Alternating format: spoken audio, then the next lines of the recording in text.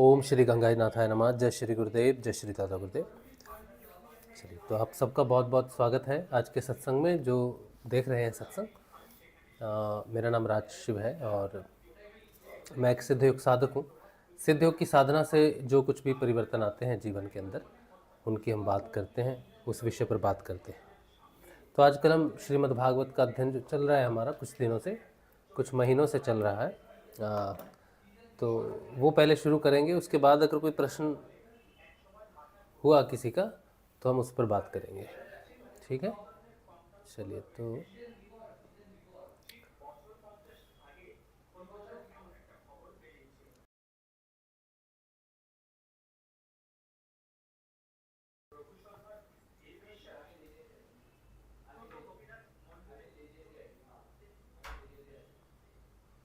चलिए तो अध्ययन शुरू करेंगे श्रीमद् भागवत का।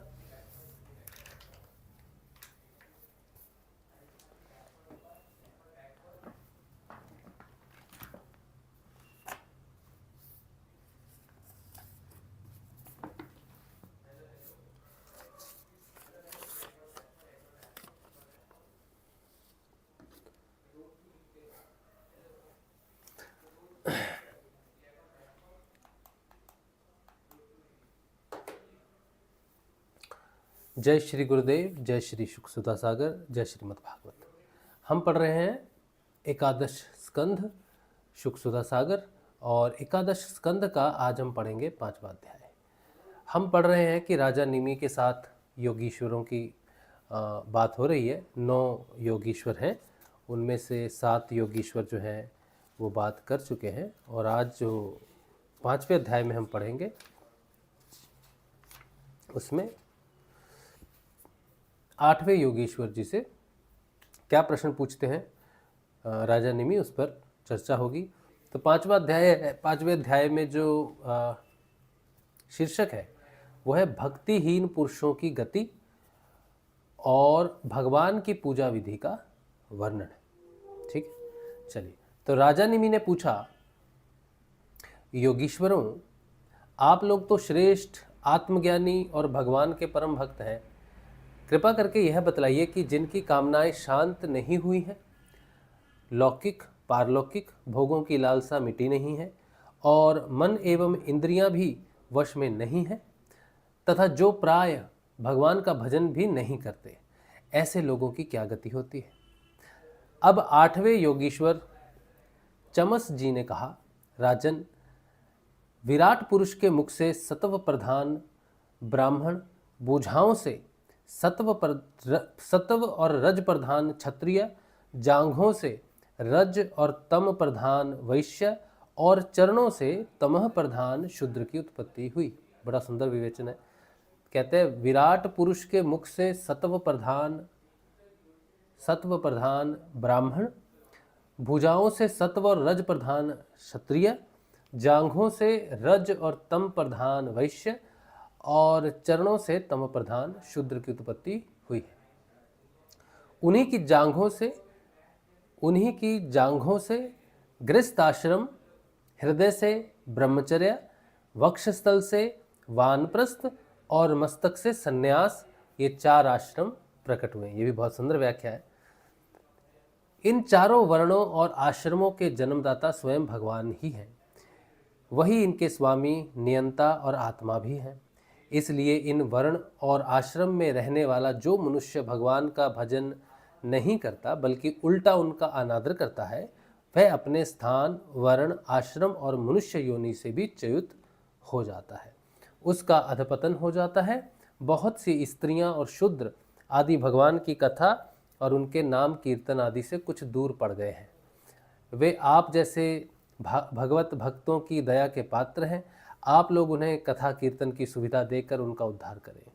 ब्राह्मण, क्षत्रिय और वैश्य जन्म से, वेदाध्ययन से तथा यज्ञोपवीत आदि संस्कारों से भगवान के चरणों के निकट तक पहुंच चुके हैं। फिर भी वे वेदों का असली तात्पर्य न समझकर अर्थवाद में लगकर मोहित हो जाते हैं। उन्हें कर्म का रहस्य मालूम नहीं है। मूर्ख होने पर भी वे अपने को पंडित मानते हैं और अभिमान में अकड़े रहते हैं। वे मीठी मीठी बातों में भूल जाते हैं और केवल वस्तु शून्य शब्द माधुरी के मोह में पड़कर चटकीली भड़कीली बातें कहा करते हैं। ये बड़ा महत्वपूर्ण है। रजोगुण की अधिकता के कारण उनके संकल्प बड़े घोर होते हैं, कामनाओं की तो सीमा ही नहीं रहती। उनका क्रोध भी ऐसा होता है जैसे सांप का, बनावट और घमंड से उन्हें प्रेम होता है। क्या उनका क्रोध भी ऐसा होता है जैसे सांप का, बनावट और घमंड से उन्हें प्रेम होता है। वे पापी लोग भगवान के प्यारे भक्तों की हंसी उड़ाया करते हैं। वे मूर्ख बड़े बूढ़ों की नहीं, स्त्रियों की उपासना करते हैं। यह नहीं, वे परस्पर इकट्ठे होकर उस घर गृहस्थी के संबंध में ही बड़े बड़े मंसूबे बांधते हैं, जहाँ का सबसे बड़ा सुख स्त्री सहवास में ही सीमित है। वे यदि कभी यज्ञ भी करते हैं तो अन्न दान नहीं करते, विधि का उल्लंघन करते और दक्षिणा तक नहीं देते।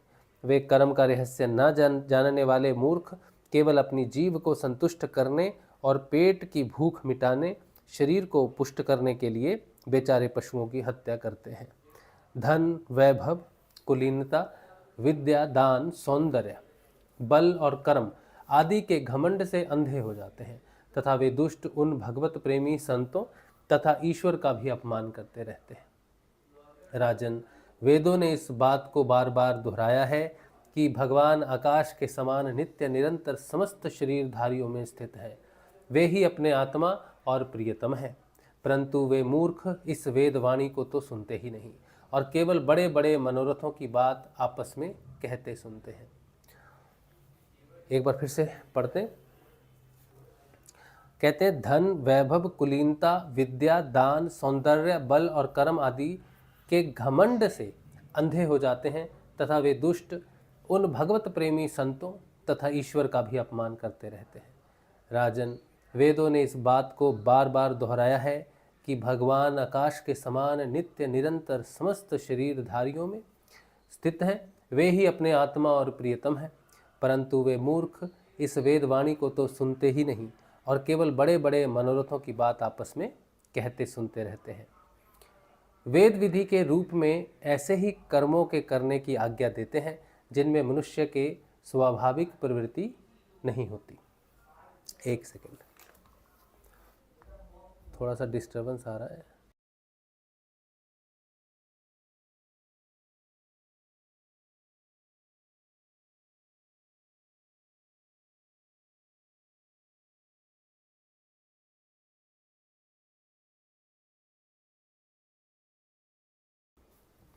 चलिए, तो फिर कहते हैं, वेद विधि के रूप में ऐसे ही कर्मों के करने की आज्ञा देता है जिसमें मनुष्य की स्वाभाविक प्रवृत्ति नहीं होती। संसार में देखा जाता है कि मैथुन, मांस और मद्य की और प्राणी की स्वाभाविक प्रवृत्ति हो जाती है, तब उसे उसमें प्रवृत्त करने के लिए उसमें प्रवृत्त करने के लिए विधान तो हो ही नहीं सकता। ऐसी स्थिति में विवाह यज्ञ और सोत्रामणि यज्ञ के द्वारा ही जो उनके सेवन की व्यवस्था दी गई है, उसका अर्थ है लोगों की उच्छृंखल प्रवृत्ति का नियंत्रण, उनका मर्यादा में स्थापन। वास्तव में उनकी ओर से लोगों को हटाना ही श्रुति को अभीष्ट है। धन का एकमात्र फल है धर्म, क्योंकि धर्म से ही परम तत्व का ज्ञान और उसकी निष्ठा उपरोक्त अनुभूति सिद्ध होती है और निष्ठा में ही परम शांति है। परंतु यह कितने खेद की बात है कि लोग उसे धन का उपयोग घर गृहस्थी के स्वार्थों में या काम भोग में ही करते हैं और यह नहीं देखते कि हमारा यह शरीर मृत्यु का शिकार है और वह मृत्यु किसी प्रकार भी टाली नहीं जा सकती। सोत्रामणि यज्ञ में भी सुरा को सूंघने का ही विधान है, पीने का नहीं है। यज्ञ में पशु का आलभन यानी कि स्पर्श मात्र ही विहित है, हिंसा नहीं। इसी प्रकार अपनी धर्म पत्नी के साथ मैथुन की आज्ञा भी विषय भोग के लिए नहीं है, धार्मिक परंपरा की रक्षा की निमित्त संतान उत्पन्न करने के लिए ही दी गई है। परंतु जो लोग अर्थवाद के वचनों में फंसे हैं, विषयी हैं, वे अपने इस विशुद्ध धर्म को जानते ही नहीं हैं। जो इस विशुद्ध धर्म को नहीं जानते वे घमंडी वास्तव में तो दुष्ट हैं, परंतु समझते हैं अपने को श्रेष्ठ। वे धोखे में पड़े हुए लोग पशुओं की हिंसा करते हैं और मरने के बाद वे पशु ही उन मारने वालों को खाते हैं। यह शरीर मृतक शरीर है, इसके संबंधी भी इसके साथ ही छूट जाते हैं। जो लोग इस शरीर से तो प्रेम की गांठ बांध लेते हैं और दूसरे शरीरों में रहने वाले अपने ही आत्मा एवं सर्वशक्तिमान भगवान से द्वेष करते हैं, उन मूर्खों का अधपतन निश्चित है। जिन लोगों ने आत्मज्ञान संपादन करके कैवल्य मोक्ष नहीं प्राप्त किया है और जो पूरे पूरे मूढ़ भी नहीं हैं, वे अधूरे न इधर के हैं और न उधर के। वे अर्थ, धर्म, काम इन तीनों पुरुषार्थों में फंसे रहते हैं। एक क्षण के लिए भी उन्हें शांति नहीं मिलती। वे अपने हाथों, अपने पैरों में कुल्हाड़ी मार रहे हैं। ऐसे ही लोगों को आत्मघाती कहते हैं। अज्ञान को ही ज्ञान मानने वाले इन आत्मघातियों को कभी शांति नहीं मिलती। इनके कर्मों की परंपरा कभी शांत नहीं होती। काल भगवान सदा सर्वदा इनके मनोरथों पर पानी फेरते रहते हैं। इनके हृदय की जलन, विषाद कभी मिटने का नाम नहीं लेती। राजन, जो लोग अंतर्यामी भगवान श्री कृष्ण से विमुख हैं, वे अत्यंत परिश्रम करके ग्रह, पुत्र, मित्र और धन संपत्ति इकट्ठी करते हैं, परंतु उन्हें अंत में सब कुछ छोड़ देना पड़ता है और न चाहने पर भी विवश होकर घोर नरक में जाना पड़ता है। भगवान का भजन न करने वाले विषयी पुरुषों की यही गति होती है। राजा निमि ने पूछा, योगीश्वरों, आप लोग कृपा करके यह बतलाइए कि भगवान किस समय, किस रंग का, कौन सा आकार स्वीकार करते हैं और मनुष्य किन नामों और विधियों से उनकी उपासना करते हैं। अब नवे योगीश्वर करभाजन जी ने कहा, राजन, 4 युग हैं, सत्य, त्रेता, द्वापर और कली। इन युगों में भगवान के अनेकों रंग, नाम और आकृतियां होती हैं तथा विभिन्न विधियों से उनकी पूजा की जाती है। सतयुग में भगवान के श्री विग्रह का रंग होता है श्वेत। उनकी 4 भुजाएं हैं, सिर पर जटा होती है तथा वे वल्कल का ही वस्त्र पहनते हैं। काले मृग का चरम, यज्ञोपवीत, रुद्राक्ष की माला, दंड और कमंडलु धारण करते हैं। सतयुग के मनुष्य बड़े शांत, परस्पर वैर रहित, सबके हितैषी और समदर्शी होते हैं। वे लोग इंद्रियां और मन को वश में रखकर ध्यान रूप तपस्या के द्वारा सबके प्रकाशक परमात्मा की आराधना करते हैं। वे लोग हंस, सुपर्ण, बैकुंठ, धर्म, योगेश्वर, अमल, ईश्वर, पुरुष, अव्यक्त और परमात्मा आदि नामों के द्वारा भगवान के गुण, लीला आदि का गान करते हैं। राजन, त्रेता युग में भगवान के श्री विग्रह का रंग होता है लाल। 4 भुजाएं होती हैं और कटिभाग में वे 3 मेखला धारण करते हैं। उनके केश सुनहले होते हैं और वे वेद प्रतिपादित यज्ञ के रूप में रहकर स्त्रुक, स्त्रुवा आदि यज्ञ पात्रों को धारण किया करते हैं। उस युग के मनुष्य अपने धर्म में बड़ी निष्ठा रखने वाले और वेदों के अध्ययन अध्यापन में बड़े प्रवीण होते हैं। वे लोग ऋग्वेद, यजुर्वेद और सामवेद रूप वेद त्रयी के द्वारा सर्वदेव स्वरूप देवाधिदेव भगवान श्री हरि की आराधना करते हैं। त्रेता युग में अधिकांश लोग विष्णु, यज्ञ, कृष्णिगर्भ, सर्वदेव, उरुक्रम, वृषाकपि, जयंत और उरुगाय आदि नामों से उनके गुण और लीला आदि का कीर्तन करते हैं। राजन, द्वापर युग में भगवान के श्री विग्रह का रंग होता है सांवला। वे पीताम्बर तथा शंख, चक्र, गदा आदि अपने आयुध धारण करते हैं। वक्षस्थल पर श्रीवत्स का चिन्ह, भृगुलता, कौस्तुभमणि आदि लक्षणों से वे पहचाने जाते हैं। राजन, उस समय जिज्ञासु मनुष्य महाराज के चिन्ह, छत्र, चंवर आदि से युक्त परम पुरुष भगवान की वैदिक और तांत्रिक विधि से आराधना करते हैं। वे लोग इस प्रकार भगवान की स्तुति करते हैं, हे ज्ञान स्वरूप भगवान वासुदेव एवं क्रिया शक्ति रूप संकर्षण, हम आपको बार बार नमस्कार करते हैं। भगवान प्रद्युम्न और अनिरुद्ध के रूप में हम आपको नमस्कार करते हैं। ऋषि नारायण, महात्मा नर, विश्वेश्वर, विश्वरूप और सर्वभूतात्मा भगवान को हम नमस्कार करते हैं। राजन, द्वापर युग में इस प्रकार लोग जगदीश्वर भगवान की स्तुति करते हैं। अब कलयुग में अनेक तंत्रों के विधि विधान से भगवान की जैसी पूजा की जाती है, उसका वर्णन सुनो। कलयुग में भगवान का श्री विग्रह होता है कृष्ण वर्ण, काले रंग का। जैसे नीलम मणि में से उज्ज्वल कांति धारा निकलती रहती है, वैसे ही उनके अंग की छटा भी उज्ज्वल होती है। वे हृदय आदि अंग, कौस्तुभ आदि उपांग, सुदर्शन आदि अस्त्र और सुनंद प्रभृति पार्षदों से संयुक्त रहते हैं। कलयुग में श्रेष्ठ बुद्धि संपन्न पुरुष ऐसे यज्ञों के द्वारा उनकी आराधना करते हैं जिनमें नाम, गुण, लीला आदि के कीर्तन की प्रधानता रहती है। वे लोग भगवान की स्तुति इस प्रकार करते हैं। प्रभु, आप शरणागत रक्षक हैं। आपके चरणारविंद सदा सर्वदा ध्यान करने योग्य, माया मोह के कारण होने वाले सांसारिक पराजयों का अंत कर देने वाले तथा भक्तों की समस्त अभीष्ट वस्तुओं का दान करने वाले कामधेनु स्वरूप हैं। वे तीर्थों को भी तीर्थ बनाने वाले स्वयं परम तीर्थ स्वरूप हैं। शिव, ब्रह्मा आदि बड़े बड़े देवता उन्हें नमस्कार करते हैं और चाहे जो कोई उनकी शरण में जाए उसे स्वीकार कर लेते हैं। सेवकों की समस्त आरती और विपत्ति के नाशक तथा संसार सागर से पार जाने के लिए जहाज है। महापुरुष, मैं आपके उन्हीं चरणारविंदों की वंदना करता हूँ। भगवान, आपके चरण कमलों की महिमा कौन कहे। रामावतार में अपने पिता दशरथ जी के वचनों से देवताओं के लिए भी वांछनीय और दुस्तज्य राज्य लक्ष्मी को छोड़कर आपके चरण कमल वन वन घूमते फिरे। सचमुच आप धर्मनिष्ठता की सीमा है और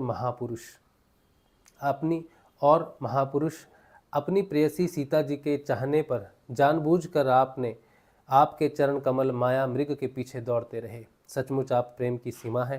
प्रभु, मैं आपके उन्हीं चरणारविंदों की वंदना करता हूँ। राजन, इस प्रकार विभिन्न युगों के लोग अपने अपने युग के अनुरूप नाम रूपों द्वारा विभिन्न प्रकार से भगवान की आराधना करते हैं। इसमें संदेह नहीं है कि धर्म, अर्थ, काम, मोक्ष सभी पुरुषार्थों के एकमात्र स्वामी भगवान श्री हरि ही हैं। कलयुग में केवल संकीर्तन से ही सारे स्वार्थ और परमार्थ बन जाते हैं। इसलिए इस युग का गुण जानने वाले सारग्राही श्रेष्ठ पुरुष कलयुग की बड़ी प्रशंसा करते हैं, इससे बड़ा प्रेम करते हैं। देहाभिमानी जीव संसार चक्र में अनादि काल से भटक रहे हैं। उनके लिए भगवान की लीला, गुण और नाम के कीर्तन से बढ़कर और कोई परम लाभ नहीं है, क्योंकि इससे संसार में भटकना मिट जाता है और परम शांति का अनुभव होता है। राजन, सतयुग, त्रेता और द्वापर की प्रजा चाहती है कि हमारा जन्म कलयुग में हो। कमाल है ना। सतयुग, त्रेता और द्वापर के लोग ये चाहते हैं कि उनका जन्म कलयुग में हो, क्योंकि कलयुग में भगवान की लीला का गुणगान और भगवान के नाम का स्मरण करने से ही पार पड़ जाते हैं लोग। कलयुग केवल नाम आधारा, सुमिर सुमिर नर उतर ही पारा। राजन, सतयुग, त्रेता और द्वापर की प्रजा चाहती है कि हमारा जन्म कलयुग में हो, क्योंकि कलयुग में कहीं कहीं भगवान नारायण के शरणागत उन्हीं के आश्रम में रहने वाले बहुत से भक्त उत्पन्न होंगे। महाराज विदेह, कलयुग में द्रविड़ देश में अधिक भक्त पाए जाते हैं, जहाँ ताम्रपर्णी, कृतमाला, पयस्विनी, परम पवित्र कावेरी, महानदी और प्रतीची नाम की नदियाँ बहती हैं। राजन, जो मनुष्य इन नदियों का जल पीते हैं प्राय उनका अंतकरण शुद्ध हो जाता है और वे भगवान वासुदेव के भक्त हो जाते हैं।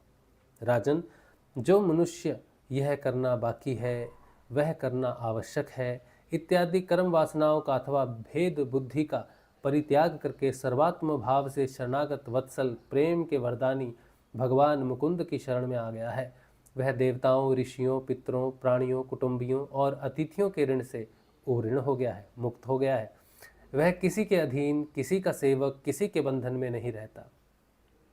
जो प्रेमी भक्त अपने प्रियतम भगवान के चरण कमलों का अनन्य भाव से दूसरी भावनाओं, आस्थाओं, वृत्तियों और प्रवृत्तियों को छोड़कर भजन करता है, उससे पहली बात तो यह है कि पाप कर्म होते ही नहीं, परंतु यदि कभी किसी प्रकार भी हो जाए तो परम पुरुष भगवान श्री हरि उसके हृदय में बैठकर वह सब धो बहा देते हैं और उनके हृदय को शुद्ध कर देते हैं। नारद जी कहते हैं, वसुदेव जी, मिथिला नरेश राजा निमि 9 योगीश्वरों से इस प्रकार भागवत धर्मों का वर्णन सुनकर बहुत ही आनंदित हुए। उन्होंने अपने ऋत्विज और आचार्यों के साथ ऋषभ नंदन 9 योगीश्वरों की पूजा की। इसके बाद सब लोगों के सामने ही वे सिद्ध अंतर्धान हो गए। विदेहराज निमि ने उनसे सुने हुए भागवत धर्मों का आचरण किया और परम गति प्राप्त की। महाभाग्यवान वसुदेव जी, मैंने तुम्हारे आगे जिन भागवत धर्मों का वर्णन किया है, तुम भी यदि श्रद्धा के साथ इनका आचरण करोगे तो अंत में सब आसक्तियों से छूटकर भगवान का परम पद प्राप्त कर लोगे। वसुदेव जी, तुम्हारे और देवकी के यश से तो सारा जगत भरपूर हो रहा है, क्योंकि सर्वशक्तिमान भगवान श्री कृष्ण तुम्हारे पुत्र के रूप में अवतीर्ण हुए हैं। तुम लोगों ने भगवान के दर्शन, आलिंगन तथा बातचीत करने एवं उन्हें सुलाने, बैठाने, खिलाने आदि के द्वारा वात्सल्य स्नेह करके अपना हृदय शुद्ध कर लिया है। तुम परम पवित्र हो गए हो। वसुदेव जी, शिशुपाल, पौंड्रक और शाल्वादी राजाओं ने वो तो वैर भाव से श्री कृष्ण की चाल ढाल, लीला विलास, चितवन, बोलन आदि का स्मरण किया था। वह भी नियमानुसार नहीं सोते बैठते चलते फिरते, स्वाभाविक रूप से ही वह भी नियमानुसार नहीं सोते बैठते चलते फिरते स्वाभाविक रूप से ही, फिर भी उनकी चित्तवृत्ति श्री कृष्णाकार हो गई और वे सारूप्य मुक्ति के अधिकारी हुए।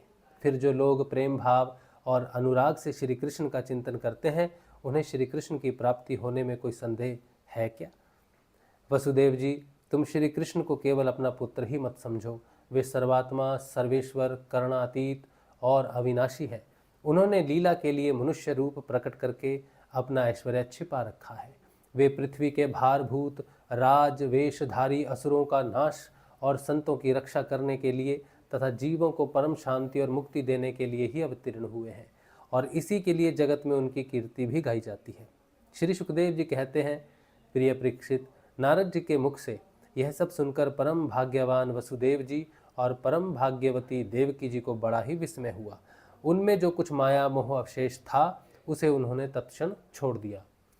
राजन, यह इतिहास परम पवित्र है। जो एकाग्र चित्त से इसे धारण करता है, वह अपना सारा शोक मोह दूर करके ब्रह्म पद को प्राप्त होता है। इसके बाद है छठा अध्याय, देवताओं की भगवान से स्वधाम सिधारने के लिए प्रार्थना तथा यादवों को प्रभास क्षेत्र जाने की तैयारी करते देखकर उद्धव का भगवान के पास आना। ये पढ़ लेते हैं। श्री सुखदेव जी कहते हैं, परीक्षित, जब देवऋषि नारद वसुदेव जी को उपदेश करके चले गए, तब अपने पुत्र सनकादिकों को देवताओं और प्रजापतियों के साथ, ब्रह्मा जी, भूतगणों के साथ, सर्वेश्वर महादेव जी और मरुदगणों के साथ देवराज इंद्र द्वारका नगरी में आए। साथ ही सभी आदित्य गण, 8 वसु, अश्विनी कुमार, ऋभु, अंगिरा के वंशज ऋषि, 11 रुद्र, विश्वे देव, साध्यगण, गंधर्व, अप्सराएं, नाग, सिद्ध, चारण, गुह्यक, ऋषि, पितृ, विद्याधर और किन्नर भी वहां पहुंचे। इन लोगों के आगमन का उद्देश्य यह था कि मनुष्य का सा मनोहर वेश धारण करने वाले और अपने श्याम सुंदर विग्रह से सभी लोगों का मन अपनी ओर खींचकर रमा लेने वाले भगवान श्री कृष्ण का दर्शन करें, क्योंकि इस समय उन्होंने अपना श्री विग्रह प्रकट करके उसके द्वारा तीनों लोकों में ऐसी पवित्र कीर्ति का विस्तार किया है जो समस्त लोकों के पाप ताप को सदा के लिए मिटा देती है। द्वारकापुरी सब प्रकार की संपत्ति और ऐश्वर्यों से समृद्ध तथा अलौकिक दीप्ति से दैदीप्यमान हो रही थी। वहां आकर उन लोगों ने अनूठी छवि से युक्त भगवान श्री कृष्ण के दर्शन किए। भगवान की रूप माधुरी का निर्निमेष नयनों से पान करने पर भी उनके नेत्र तृप्त न होते थे। वे एक टक बहुत देर तक उन्हें देखते ही रहे। उन लोगों ने स्वर्ग के उद्यान, नंदन वन, चैत्र रथ आदि के दिव्य पुष्पों से जगदीश्वर भगवान श्री कृष्ण को ढक दिया और चित्र विचित्र पदों तथा अर्थों से युक्त वाणी के द्वारा उनकी स्तुति करने लगे। देवताओं ने प्रार्थना की, स्वामी, कर्मों के विकट फंदों से छूटने की इच्छा वाले मुमुक्षुजन भक्ति भाव से अपने हृदय में जिसका चिंतन करते रहते हैं, आपके उसी चरण कमलों को हम लोगों ने अपनी बुद्धि, इंद्रियां, प्राण, मन और वाणी से साक्षात नमस्कार किया है। अहो, आश्चर्य है। यह साष्टांग प्रणाम से तात्पर्य यह है हाथों से, चरणों से, घुटने से, वक्षस्थल से, सिर से, नेत्रों से, वर्ण से और मन से और वाणी से, इन 8 अंगों से किया गया प्रणाम साष्टांग प्रणाम कहलाता है। ये हमें पहली बार पता चला है। वो साष्टांग दंडवत करते ना लेट के, है ना उसे साष्टांग क्यों कहा जाता है, हमें आज पता चला, क्योंकि वो 8 अंगों का प्रणाम है। कौन से 8 अंग? हाथ से, चरणों से, घुटनों से, वक्षस्थल से, सिर से, नेत्रों से, मन से और वाणी से। बहुत सुंदर, बहुत सुंदर। इन 8 अंगों से किया गया प्रणाम साष्टांग, स अष्टांग। तो इसको अगर शब्द विग्रह करेंगे, विनिग्रह करेंगे ना, वो क्या कहते हैं इसको, वियोग करेंगे शब्द का, तो स अष्टांग, 8 अंग, 8 अंगों वाला प्रणाम। बहुत अच्छा, बहुत अच्छा। तो आश्चर्य है। हे अजित, आप माइक रज आदि गुणों से स्थित होकर इस अचिंत्य नाम रूपात्मक प्रपंच की त्रिगुणमयी माया के द्वारा अपने आप में ही रचना करते हैं, पालन करते हैं और संहार करते हैं। यह सब करते हुए भी इन कर्मों से आप लिप्त नहीं होते हैं, क्योंकि आप राग द्वेष आदि दोषों से सर्वदा मुक्त हैं और अपने निवारण अखंड स्वरूप भूत परमानंद में मगन रहते हैं। एक बात है, हमें अभी अभी वो बात हमारे मन में बहुत बार एक घटना घटी हमारे मन में। जब हम श्रीमद् भागवत जब से हम पढ़ रहे हैं, बहुत बार हमारे मन में एक बात आती है, बहुत बार आती है मन में बात। आज हमें उस बात का उत्तर मिला है। उत्तर बहुत स्पष्ट है, बहुत सरल है, बहुत सीधा है। और जितने भी प्रश्न होते हैं हमारे जीवन में, उन सभी के उत्तर जो होते हैं बड़े सरल, स्पष्ट, सीधे और सामने प्रस्तुत होते हैं। बस हम उन्हें देख नहीं पाते हैं, और हम उन्हें देख इसलिए नहीं पाते हैं कि भगवान की कृपा नहीं होती है।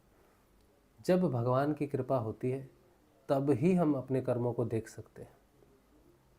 जहाँ जहाँ पर भी एक आचरण, एक शुद्ध आचरण, व्यवहार करने की बात आती है कि व्यक्ति को इस तरह का व्यवहार करना चाहिए, उसको इस तरह से रहना चाहिए, जब भी ऐसे व्यवहार की बात आती है और मनुष्य को ये शिक्षा दी जाती है पुस्तकों के माध्यम से, गुरु के माध्यम से, वेदों के माध्यम से, भगवान के माध्यम से, जब भी ये शिक्षा दी जाती है तो सुनते तो सभी हैं, सुनते तो सभी हैं, लेकिन देख सिर्फ वही पाते हैं जिन पर भगवान सच में कृपा करना चाहते हैं, जिनको भगवान सच में मुक्त करना चाहते हैं।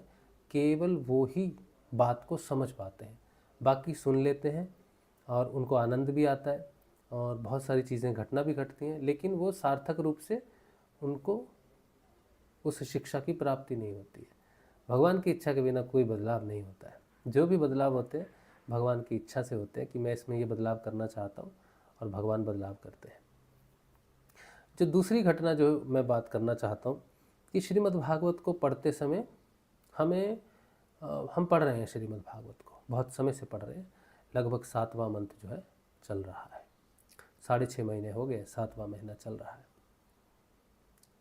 इन 7 महीनों में हम जो बात करते हैं, कई बार जो लोगों को बहुत पसंद आती है, जो साधक होते हैं, साधक जिन बातों को सुनना चाहते हैं, दूसरे साधक जो है, चाहे वो इंटरनेट पर बहुत सारा ज्ञान है, जानने के लिए बहुत कुछ है इंटरनेट पर, बहुत मनोरंजक विषय है, बहुत उत्तेजना भरे आध्यात्मिक विषय हैं, बहुत सारी ऐसी घटनाएं हैं जिन्हें साधक सुनना चाहते हैं, जानना चाहते हैं, जो रोचक भी बहुत होती हैं और जो भीड़ भी बहुत इकट्ठा कर लेते हैं। ऐसी बातें होती हैं। लेकिन जितना भी ज्ञान इस संसार में भरा पड़ा है, या ये कहिए जितना भी रोचक ज्ञान इस संसार में भरा पड़ा है, जितनी भी सुमधुर लगने वाली रहस्यमयी बातें हैं, ब्रह्मांड के बारे में है, शरीर के बारे में है, साधना के बारे में है, सिद्धियों के बारे में है, मुक्ति के बारे में है, मोक्ष के बारे में है, गुरु के बारे में है, जितना कुछ भी लिखा हुआ है, जिसमें जिस जिस विषय में हमें आनंद आता है, या जिस जिस विषय को हम सुनना चाहते हैं, विषय कुछ भी हो सकता है, लेकिन सबसे उत्तम विषय जो है, सबसे उत्तम विषय जो है वो ज्ञान नहीं है। ज्ञान की बातें उत्तम विषय नहीं है। सबसे उत्तम विषय है भगवान ने जो लीला की है, उन लीलाओं का स्मरण, भजन और भगवान के गुणों का गुणगान, गुरु का गुणगान, गुरु का भजन, भगवान का भजन, गुरु की लीलाओं का गुणगान, गुरु के चरित्र का गुणगान, गुरु के गुणों का गुणगान, ये सबसे श्रेष्ठ, सबसे उत्तम घटना है जिसमें किसी भी व्यक्ति का संसार में, चाहे वो साधक है चाहे नहीं है, उसका समय अगर सबसे ज़्यादा किसी चीज़ में बीतना चाहिए जीवन का, तो है भगवान की, गुरु की लीलाओं का वर्णन करते समय। जैसे श्रीमद् भागवत है। आज एक बच्चा मेरे घर आया, पढ़ने आता है, क्लास 8 का बच्चा है, तो वो पढ़ता है, इसी टेबल पर मैं उसे पढ़ाता हूँ।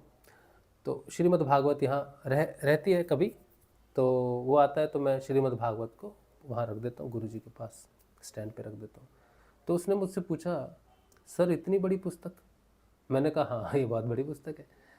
तो बोले ये क्या, ये कौन सी पुस्तक है? तो मैंने कहा ये श्रीमद् भागवत है। तो बोले गीता इतनी मोटी पुस्तक है? मैंने कहा नहीं, ये गीता नहीं है। तो गीता साथ में पढ़ी है? तो मैंने दिखाया, मैंने कहा ये गीता है। वो गीता तो छोटी सी पुस्तक है। तो उसने कहा ये इतनी छोटी सी गीता, ये इतनी बड़ी गीता, इन दोनों में क्या अंतर है?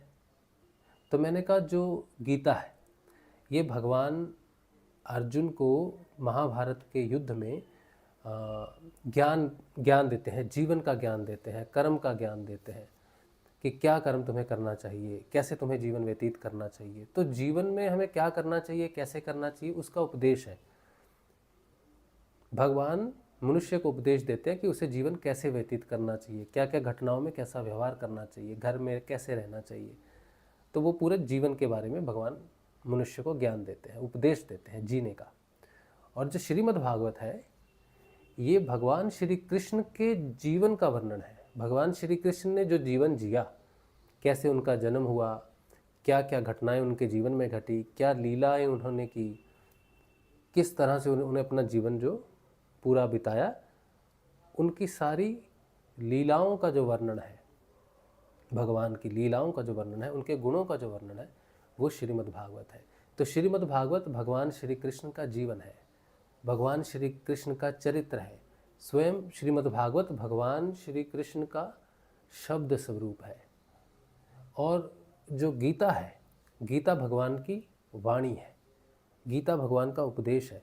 लेकिन श्रीमद् भागवत स्वयं श्री कृष्ण भगवान का शरीर रूपी, जीवन रूपी शास्त्र है, वेद रूपी शास्त्र है, वेद रूपी कल्पतरु का वो पवित्र फल है। भगवान श्री हरि ने जो है भगवान, उनसे जो वेद प्रकट हो रहे हैं, उनके जीवन की गाथाओं से, लीलाओं से जो शब्द प्रकट हो रहा है, वो शब्द ही वेद है।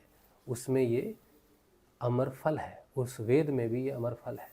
तो इस तरह से हमने उसको बताया।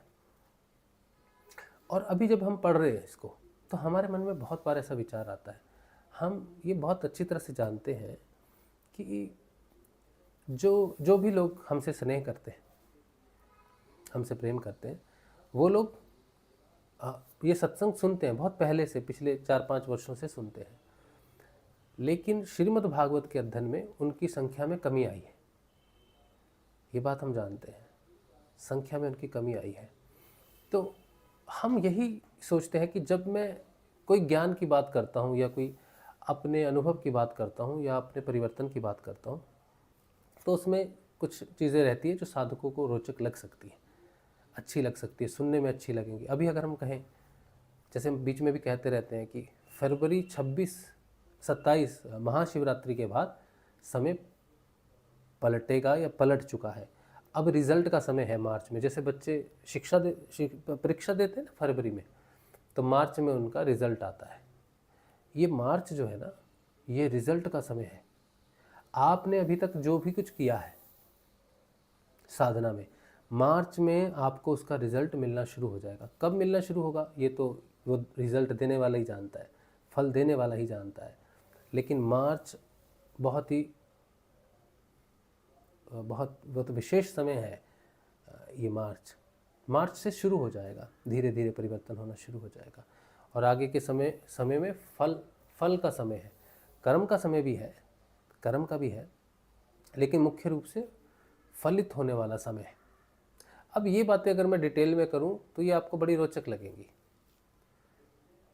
हाँ बड़ी रोचक लगेंगी, लेकिन आप सच पूछो तो ऐसी बातें एक दो बार हो गई, निकल गई, बात में बात निकल गई तो ठीक है, लेकिन इसमें इन चीज़ों में मन नहीं लगाना चाहिए। भविष्य में क्या होने वाला है, भविष्य में होने वाला तो बहुत कुछ है, हम जानते हैं, लेकिन जो कुछ भी होने वाला है हम उसे देखेंगे, हम उसका साक्षात्कार करेंगे। उसकी प्री प्लानिंग या प्री योजना करके हम आज अपना वर्तमान खराब नहीं कर सकते। तो हमें भविष्य को भविष्य में ही रहने देना है, वर्तमान में ही रहना है, और इस ऐसी बातों में अपना समय हमने नष्ट नहीं करना है कि हम तिलस्मात में चले जाएं, मतलब साधना के तिलस्मातों में चले जाएं, वैसा नहीं करना चाहिए। या कोई ऐसा बहुत सारे वीडियोस हैं यूट्यूब पर जहाँ पर बहुत सारे ऐसे साधक हैं, योगी भी होंगे बहुत सारे, जो ऐसी बातें करते हैं जो आपको डराएंगी, लुभावनी भी लगेंगी, डराएंगी भी, लेकिन उन चीज़ों में आप समय मत व्यर्थ करना, ठीक है। क्योंकि आप एक बात जान के रखिए कि जितने भी संत हैं, अलग अलग मठ या समुदाय हैं, उन सब के कल की अवतार अलग अलग हैं। कोई भी दो मठ एक कल की अवतार की बात नहीं करेंगे कि ये कल की अवतार है, वो कल की अवतार है। सब लोगों के पर्सनलाइज्ड कल की अवतार है, चाहे वो कितना ही बड़ा मठ हो, कितना भी बड़ा कुछ भी हो, ठीक है। आप 10 अलग अलग मठों के वीडियो सुनो, कल की अवतार के बारे में जो बोला होगा उन्होंने अपना अपना मत दिया होगा कल की अवतार के बारे में। लेकिन आपको ये जानना है कि कल की अवतार कोई भी हो, उससे आपका क्या प्रयोजन है, आपके लिए क्या सिद्ध करेगा कल की। मैंने पहले भी बात कही है कि कल की अवतार अगर आए और सारी दुनिया को ख़त्म भी कर दे तो मेरा कोई प्रयोजन सिद्ध नहीं करता वो, ठीक है। मेरे लिए कोई प्रयोजन सिद्ध नहीं करता। किसी दुष्ट व्यक्ति को मार दिया, बाहर से सब खत्म कर दिया, ये कर दिया, मेरा प्रयोजन सिद्ध नहीं होता है। क्यों सिद्ध नहीं होता है भाई? ये तो अच्छी बात है, बुरे लोग जाएंगे, अच्छे लोगों के लिए ज़्यादा अच्छी व्यवस्था होगी, ये तो सभी के प्रयोजन सिद्ध हो रहा है। लेकिन नहीं, ये प्रयोजन नहीं है। कलयुग कल की अंतिम अवतार है। भगवान ने जितने भी अवतार इससे पहले लिए हैं, एक ही काम किया है, बाहर से अधर्म की सफाई की है, धर्म की स्थापना की है। और अगर कल की अवतार अंतिम बार आ रहा है और वो भी आके बाहर से ही धर्म की स्थापना करता है, तो फिर फायदा क्या है? और फिर वो अंतिम हुआ भी क्यों? जितने भी बदलाव मनुष्य में हुए, एक हमारा मित्र है, वो मुस्लिम है, और उसने हमसे पूछा कि क्या सिस्टम है ये जो अवतार सिस्टम होता है, आप सत्संग करते हैं, क्या सिस्टम है? तो ये बदल रहा है सब कुछ, मनुष्य आखिर आया कहाँ से? तो हमने कहा मनुष्य कहाँ से आया ये महत्वपूर्ण नहीं है, मनुष्य में जो परिवर्तन हो रहा है वो महत्वपूर्ण है। तो आगे का भी महत्वपूर्ण जो मनुष्य का होगा वो भी महत्वपूर्ण है। तो बोला परिवर्तन क्या हो रहा है फिर? मैंने कहा मनुष्य का शरीर परिवर्तन नहीं हो रहा है, मनुष्य के मन का परिवर्तन हो रहा है। मन का मनुष्य मछली से परिवर्तन हो रहा है, मछली से कच्छप में हो रहा है, कच्छप से वराह में हो रहा है, वराह से वामन में हो रहा है, वामन से परशुराम में हो रहा है, परशुराम से राम में हो रहा है, राम से कृष्ण में हो रहा है, कृष्ण से बुद्ध में हो रहा है, और फिर आगे जैसे भी अवतार आते हैं, और आगे जो कल की आएगा। तो कल की जो परिवर्तन मनुष्य को देगा वो मन का होना चाहिए, क्योंकि हमें जो परिवर्तन हो रहा है, बाहर से जितना भी परिवर्तन होता है उसने हमारे मन को ही प्रभावित किया है बाहर से। अब बाहर से जो मन का जो बदलाव होता आ रहा है वो पिछले 9 अवतारों में वो परिवर्तन होता आया है। बाहर कुछ बदल रहा है, उससे मन प्रभावित हो रहा है। अब बाहर से कुछ भी प्रभावित होकर मन को बदलने की बात नहीं है, अब मन को आंतरिक रूप से प्रभावित कर आंतरिक रूप से बदलने की जरूरत है। अब मन को श्री हरि को मन को अपने आप में परिवर्तित करना है। अब भगवान को हमारे मन को बदलना, बाहर से बदलना नहीं है। अब श्री हरि को मन को अपने साथ योग करके अपने आप में बदलना है उसको। अब हमारा मन जो है ना, वो मन नहीं, वो श्री हरि के स्वरूप में परिवर्तित होना चाहिए, जैसा उनका मन वैसा मेरा मन, ताकि एक बार जो ठहर गया, भगवान की जो शांति है या भगवान की जो स्मृति है या भगवान का जैसा भी मन है, जैसे श्री कृष्ण भगवान जिस मन से भी है, वही मन मनुष्य को प्राप्त होना चाहिए।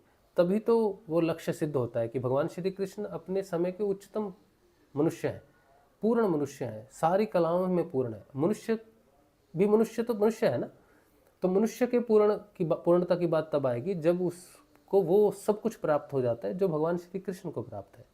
और भगवान श्री कृष्ण का जो स्वरूप है वो चंद्रकुल में हुआ है, वो मन से संबंधित है। भगवान श्री कृष्ण मन का हरण करते हैं। तो ये जो अवतार है, ये साधारण मनुष्य को श्री कृष्ण में बदलने का अवतार है। जो भी अवतार आएगा वो मनुष्य को श्री कृष्ण में बदलेगा। इसलिए मेरा परिवर्तन, तुम्हारा परिवर्तन उस परम सत्ता में होना बहुत ज़रूरी है। इसीलिए मुझे बाहर के परिवर्तन से कुछ लेना देना नहीं है कि भगवान कल्कि का जन्म कहाँ हुआ है, किस तरफ हुआ, इससे फ़र्क नहीं पड़ता है। फ़र्क पड़ता है कि वो मुझे अपना जैसा बना सकता है कि नहीं बना सकता है, मेरा अंदर से उद्धार कर सकता है कि नहीं कर सकता है।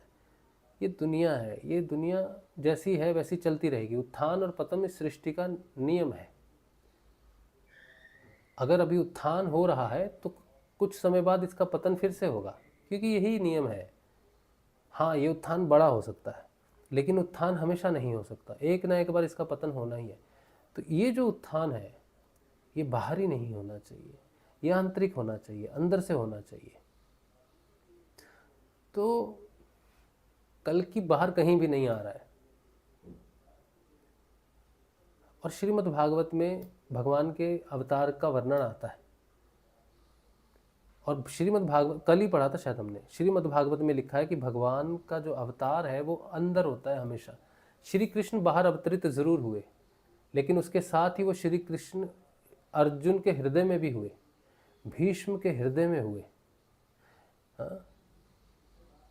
और जितने भी वो उस समय जितने भी जिनका भी उद्धार होता है, माता देवकी हैं, वसुदेव जी हैं, अक्रूर जी हैं, विदुर जी हैं, जितने भी हैं, इन्होंने बाहर से भगवान श्री कृष्ण को जरूर देखा, लेकिन देखा तो औरों ने भी, दुर्योधन ने भी देखा, धृतराष्ट्र ने भी देखा, बाकियों ने भी देखा, लेकिन भगवान का बाहर से जो जन्म हुआ है वो तो सृष्टि का एक नियम है जैसे होता है, लेकिन अंदर उसका, अर्जुन के अंदर अगर वो ना प्रकट होते तो गीता प्रकट नहीं होती, वो हमें वो सब कुछ नहीं मिलता। तो अर्जुन को जो कुछ भी मिला वो बाहर से नहीं मिला, उसको अर्जुन को जो कुछ भी मिला वो उसके अंदर से मिला।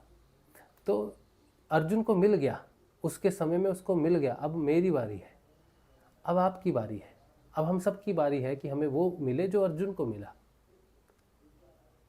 अर्जुन स्वयं बहुत बड़ा योद्धा था, बाहर से भगवान श्री कृष्ण ने उसके माध्यम से ही सारी सफाई करवाई है। लेकिन अगर अर्जुन महान योद्धा होकर सारे विश्व में सारे पापियों को मार भी देता तो भी अर्जुन की मुक्ति संभव नहीं थी, उससे अर्जुन को कोई लाभ नहीं होता।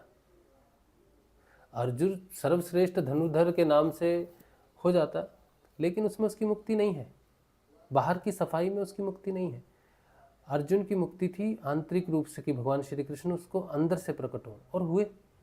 तो मेरी मुक्ति बाहर की सफाई से, चाहे बाहर की सफाई मैं करूं, चाहे आप करो, चाहे भगवान आगे बाहर की सफाई करे, उससे मेरी मुक्ति कैसे जुड़ती है? मुझे अपने जीवन में सुखपूर्व जीने के लिए ही मनुष्य जीवन नहीं मिला है। अगर सारे बुरे लोगों की सफाई हो जाए और मेरा जीवन बड़ा शांत हो जाए, सुखी हो जाए, इक्वालिटी हो जाए, सब कुछ हो जाए, तो क्या उससे मेरे मोक्ष की सिद्धि होती है? क्या बाहर की शांति मेरे मोक्ष को सिद्ध करती है, आपके मोक्ष को सिद्ध करती है? नहीं करती है। वो आंतरिक घटना है।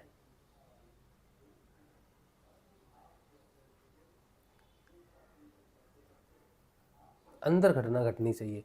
कल्कि को अंदर प्रवेश करना बहुत ज़रूरी है। इसीलिए मैं कहता हूँ कि हो सकता है कोई मठाधीश हो सकता है कोई बहुत बड़ी पुस्तक में लिखा हो, किसी भी पुस्तक में भगवान के विषय में, कल्कि पुराण में लिखा है, किसी भी पुस्तक में लिखा, मल्लिका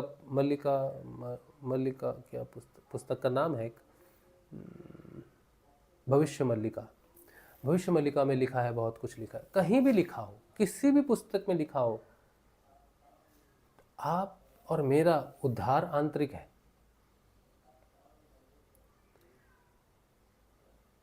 अंदर नहीं हुआ तो वो बाहर उसका जन्म हो भी गया, कल की आ भी गया, मैंने उसको देख भी लिया, अंदर ना हुआ तो मेरे लिए तो वेस्ट हो गया वो। तो अंदर कैसे होगा? अंदर होगा, सिर्फ भविष्य में ताक झांक नहीं करनी चाहिए, क्योंकि बहुत लोग बहुत सारी बातें बोलेंगे, ठीक है, जब तक आपको ना दिखे।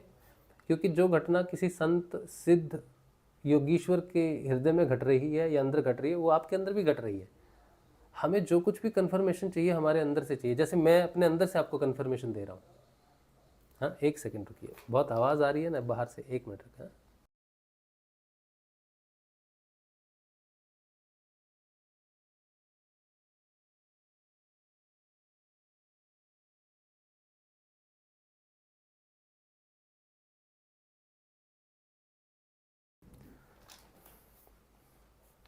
हाँ, तो मैं क्या बोल रहा हूँ आपको, अब मैं भी तो बोल ही रहा हूँ ना, मैं अपनी घटना बोल रहा हूँ, लेकिन आपके लिए तो ये विशेष नहीं होनी, ये चीज़ें विशेष नहीं होनी चाहिए।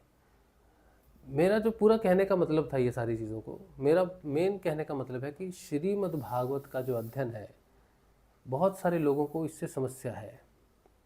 जो मुझे स्नेह करते भी हैं ना, उनको भी समस्या है कि मैं श्रीमद् भागवत का अध्ययन क्यों कर रहा हूँ। ये तो गुरुदेव ने नहीं बताया है, ये तो कथा कहानी है। ये कथा कहानी नहीं है।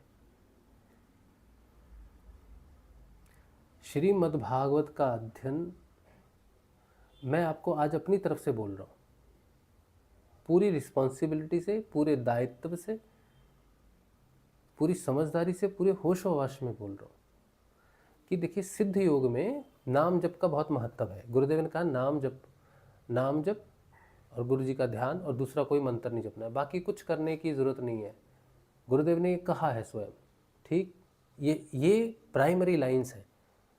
ये किसी भी साधक को जब बाहर से वो अंदर आता है उसके लिए बहुत ज़रूरी है। लेकिन जब आप अंदर आ जाते हो, तब अंदर क्या है? अंदर योग है, और जब योग होता है तो अंदर प्रेम प्रकट होता है। अंदर प्रेम प्रकट होता है, अंदर शांति है, अंदर संतोष है, अंदर भजन है, अंदर कीर्तन है, अंदर भगवान की लीला है। श्रीमद् भागवत आंतरिक है।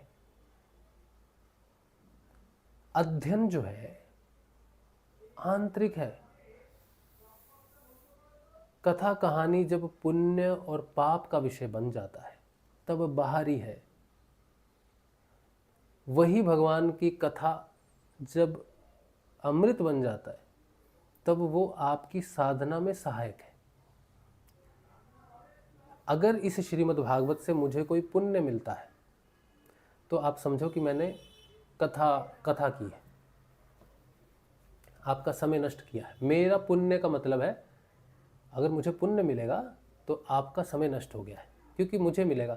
अच्छा, आपने सुना, आपको भी पुण्य मिला, तो आपका भी समय नष्ट हो गया, क्योंकि आप एक साधना में हैं। उस साधना में सारे कर्मों को नष्ट करने की साधना है। पाप और पुण्य जितने भी है आपकी साधना में, वो नष्ट हो जाएंगे। न पाप रहेगा न पुण्य रहेगा। आपका जीवन भगवत कृपा से चलेगा। आपका जीवन कर्म प्रधान नहीं रहकर भागवत प्रधान रहेगा। ये बात मैं पूरे दायित्व के साथ, पूरी रिस्पॉन्सिबिलिटी के साथ कह रहा हूँ। लेकिन अगर श्रीमद् भागवत का कोई पुण्य आपको मिलेगा तो ये पुण्य तो आपको मिलेगा ही, इसके साथ ही आपके कर्मों का पुण्य और पाप भी आपको जरूर भोगना पड़ेगा। तब ये कथा अमृत है, तब ये कथा पान है, कथा कहानी है। लेकिन अगर ये अंदर से हो रहा है, अगर ये मेरे अंदर प्रकट हुआ है, तो ये मुझे विशुद्ध करेगा। ये मुझे मेरे पाप और पुण्य से मुक्त करेगा। पाप को नष्ट करके पुण्य को बढ़ाएगा तो मेरी मुसीबत बढ़ जाएगी, मुझे पुण्य को भोगना पड़ेगा। एक जीवन भागवत कृपा से भी चलता है। उस जीवन का दर्शन हमें नहीं है अभी, हम सबको नहीं है। हम पाप और पुण्य में रहते हैं। लेकिन आंतरिक जीवन, भागवत जीवन भागवत कृपा से चलता है। ऐसे बहुत संत हुए हैं जिनका जीवन भगवान की कृपा से चलता है, भगवान चलाते हैं उनका जीवन।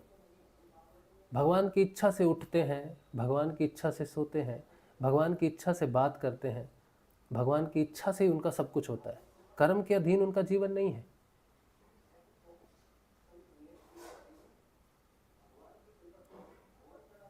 ये यौगिक जीवन है।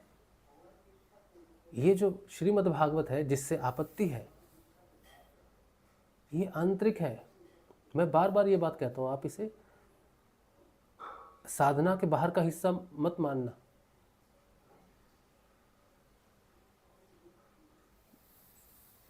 जो अंदर है, जो आत्मा है, ये आत्मा का ही विषय है। और ये कितना भी गहन ज्ञान क्यों ना हो, आप इस संसार का, इस ब्रह्मांड का कितना ही गहरा ज्ञान क्यों ना हो, कितना ही गहरा कोई दर्शन क्यों ना हो, कोई भी दर्शन हो, कोई भी दर्शन हो, कितना ही गहरा, कितना ही ज्ञान से भरा हुआ क्यों ना हो, भगवान की एक लीला के सामने वो कुछ भी नहीं है, कुछ भी नहीं है। भगवान की जीवन और भगवान की लीला का जो श्रवण करता है, वो अमृत को पीता है अपने कान से। जो भगवान की लीला का वर्णन अपने मुख से करता है, जिह्वा से अमृत का पान करता है। अब आप ज्ञान से शक्तियां, सिद्धियां, ये वो जितना भी भरा पड़ा है इंटरेस्टिंग मैटर, रोचक, रोमांचक, जितना कुछ भी भरा पड़ा है संसार में, वो सारा संसार का इकट्ठा कर लो, तब भी वो जल रहेगा। और भगवान का कथा, एक भगवान का लीला का वर्णन, वो एक बूंद अमृत है। एक तरफ एक बूंद अमृत है और एक तरफ सारा ज्ञान जल का बूंद है। इसीलिए जो लोग श्रीमद् भागवत के अध्ययन में आए नहीं, ये सोच के कि यार राजशिव तो क्या ही करने लग गया, बहुत ज़्यादा नुकसान हो गया आपका। 197 दिन हो गए आज।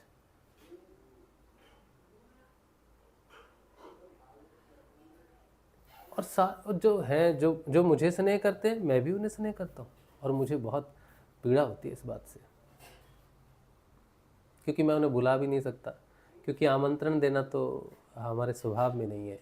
किसी को भी आमंत्रण नहीं देते हम कि आइए सत्संग सुनिए, आइए सत्संग सुनिए, आइए सुनिए, मेरे स्वभाव में ही नहीं है। और ये बड़ी दुख की बात है कि मेरे स्वभाव में नहीं है, क्योंकि हम किसी के जीवन में तो ज़बरदस्ती नहीं कर सकते ना, आप ये करो, वो करो, ऐसा करो, वैसा करो। लेकिन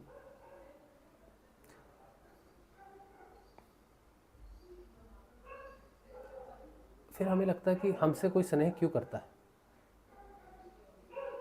जो भगवान की लीला से स्नेह नहीं करता है, वो हमसे स्नेह कब तक करेगा।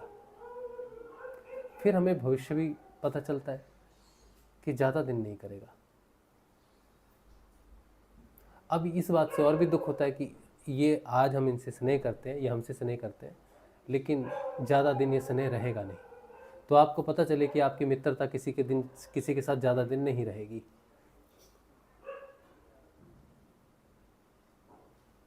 ये अगर आपको पहले पता चल जाए तो घनिष्ठ मित्रता हो और पता चल जाए कि ये मित्रता समाप्त होने वाली है और आप कुछ भी नहीं कर सकते, आप उस मित्रता को बचाने के लिए कुछ भी नहीं कर सकते, क्योंकि आप उस मित्रता को बचाना नहीं चाहते। क्यों नहीं बचाना चाहते? क्योंकि जिस मित्र को श्री हरि की कथा सही न लग रही हो, उसके साथ फिर मित्रता रखी भी कैसे जा सकती है।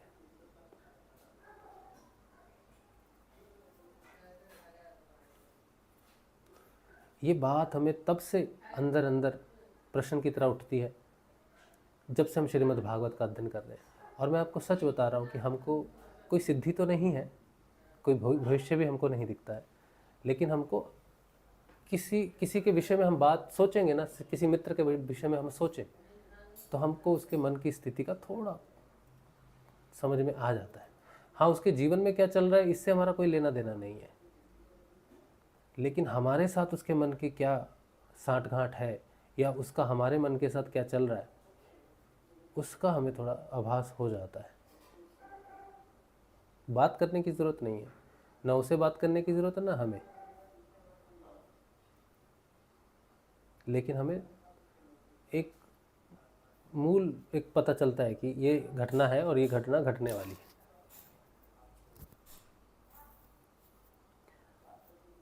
और आप कुछ नहीं कर सकते उसमें। और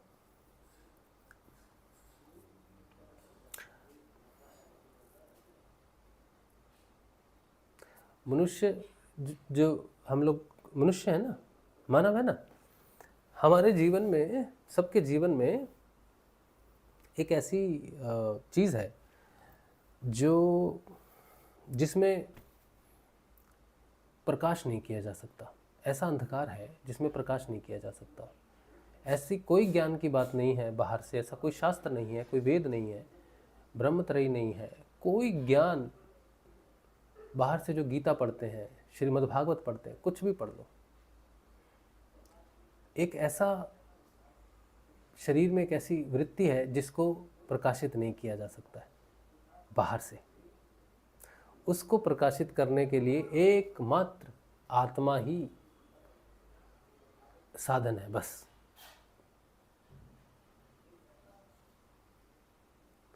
आत्मा के बिना वो प्रकाशित नहीं हो सकता।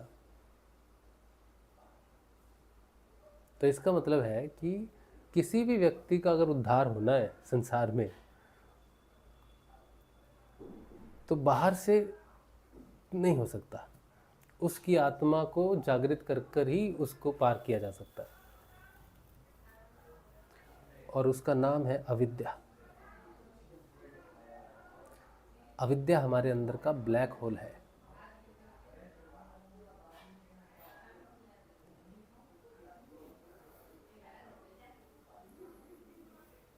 अविद्या को बाहर से विद्या में परिवर्तित नहीं किया जा सकता, कुछ भी कर लो। साक्षात भगवान आके भी आपको उपदेश करेंगे ना, तब भी अविद्या नष्ट नहीं होगी।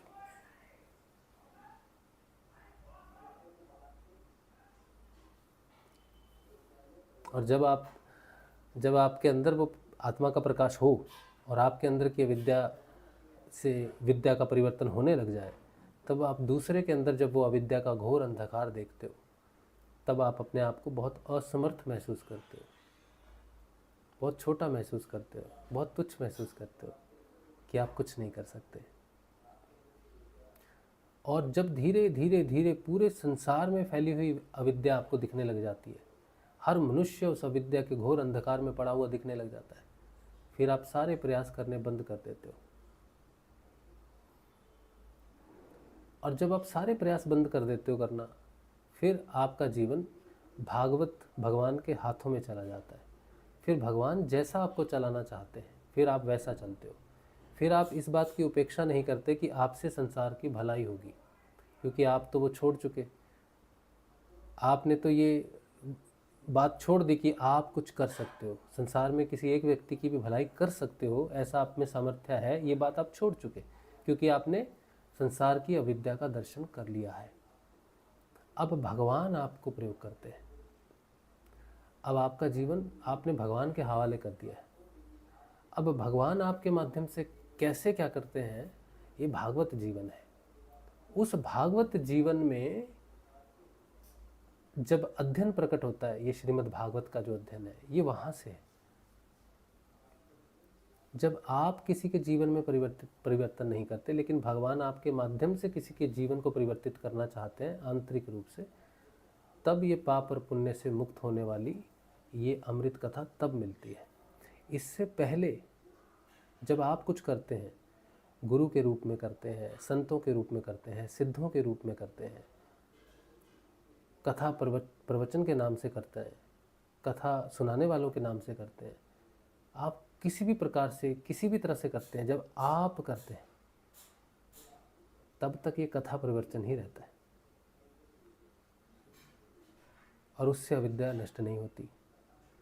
लेकिन भगवान जब करते हैं, किसी को माध्यम बना के करते हैं, तब वो करने वाला व्यक्ति विशेष नहीं होता, तब करने वाला गुरु होता है, भगवान होता है, तब ये कथा प्रवचन नहीं होता, तब ये आपके अंदर परिवर्तन करने वाला साधन है। क्योंकि परिवर्तन पुण्य को उदय करना या पाप को नष्ट करना परिवर्तन नहीं है। परिवर्तन है सब पाप कर्मों को नष्ट करना, और पुण्य भी पाप को जन्म देने वाला बीज है।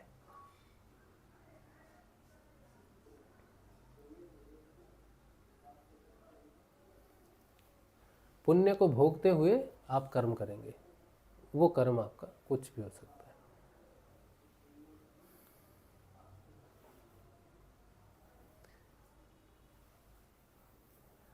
इसीलिए अब जो नहीं आते हैं उन तक तो मेरी बात पहुंचेगी भी नहीं लेकिन जो आ रहे हैं, आप ये बात समझो कि हमारे पास कुछ ज्ञान नहीं देने के लिए नहीं है, अगर है भी तो आपके काम का नहीं है।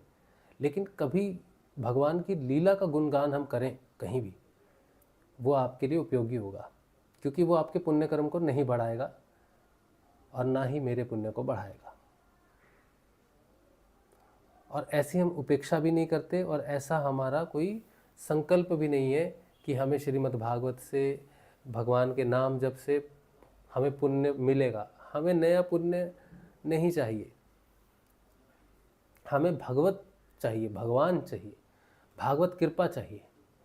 हमारा जीवन भागवत कृपा प्रधान होना चाहिए, कर्म प्रधान नहीं होना चाहिए।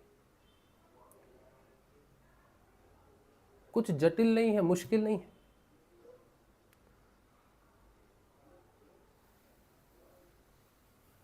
मैं जो बात आपको बता रहा हूँ इतनी, अगर आप इसे ज्ञान के रूप में भी देखेंगे ना, तो बहुत गहन है, बहुत सघन है, बहुत सघन है।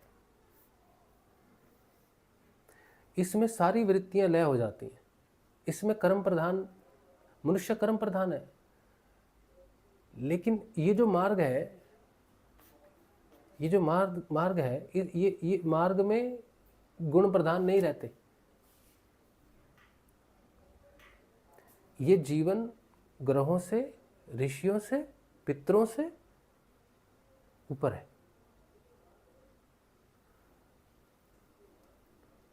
सुखी जीवन कर्मों के कारण होता है और दुखी भी, लेकिन आनंदमयी जीवन कर्म के कारण नहीं होता है। अगर कोई कहे कि मैं आनंदमयी जीवन जी रहा हूं, तो इसका मतलब है कि वो अपने कर्मों को नहीं भोग रहा, यानी कि वो कर्म के अधीन होकर नहीं जी रहा, वो भागवत कृपा के अधीन होकर जी रहा है। अगर वो आनंदमय जीवन जी रहा है, सच में कहने से नहीं होता कि मैं आनंद में हूं। आप गुरुदेव की बात सुनना ध्यान से। लोग आते हैं गुरुदेव जी के पास, कहते हैं कि गुरुजी आपकी कृपा से हम आनंदमय जीवन जी रहे हैं। तो गुरु कहते हैं बेटा वो आनंद नहीं है, वो सुख है। क्योंकि तुम्हारे आनंद में तुम्हारी ग्रह की जो अवस्थाएं हैं वो शामिल हैं, कि तुम संपन्न हो, तुम्हारे बेटे बच्चे स्वस्थ हैं, शादियां हो रही हैं, गाड़ियां आ रही हैं, बेटे बेटियां पोते पोतियां खेल रहे हैं, समृद्धि आ रही है। आनंद नहीं है। एक चीज खिसक गई ना, तो हाय गुरुजी ये क्यों हो गया, तो आनंद गायब हो जाएगा।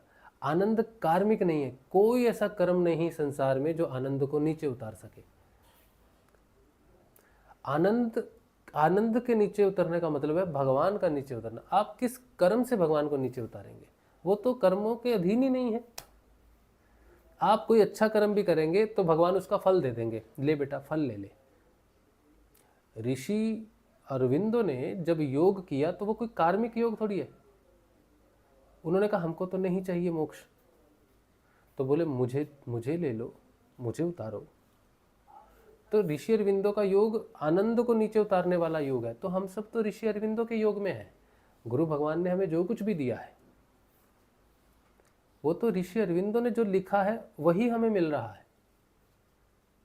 तो किसी व्यक्ति को अगर गुरुदेव के योग की प्राप्ति होती है तो वो किस कर्म से हो सकती है? तो निष्काम कर्म है, गुरुदेव कहते हैं। तो गुरु की प्राप्ति किस कर्म से होगी? कोई कर्म नहीं गुरु की प्राप्ति करवाता।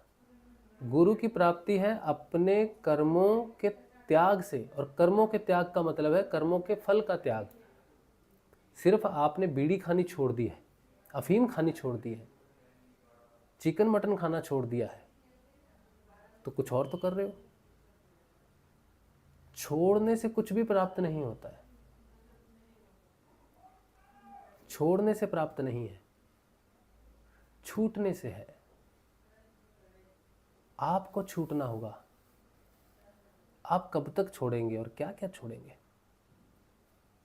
आप जहां हैं, जिसमें हैं, उसी में रहिए। आप छोड़िए मत, आप छोड़िए मत, आप छूट जाएंगे। और गुरुदेव इसी बात को विवेकानंद जी की बात करते ना, तो विवेकानंद जी ने क्या कहा? You need not to give up the things, things will give you up. आपको चीज़ों को छोड़ने की जरूरत नहीं है, चीज़ें आपको छोड़ेंगी। तो कर्म आपको छोड़ेगा, आप कर्म को नहीं छोड़ सकते।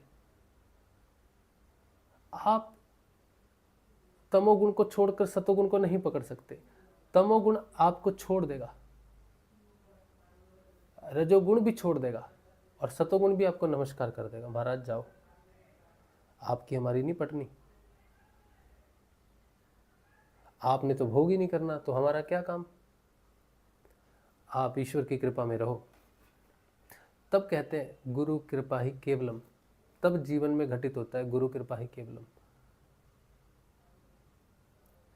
आपकी किसी ने प्रशंसा की, आए बहुत अच्छे आदमी हो आप, बहुत गुणी व्यक्ति हो आप, तो आप क्या कहेंगे? धन्यवाद।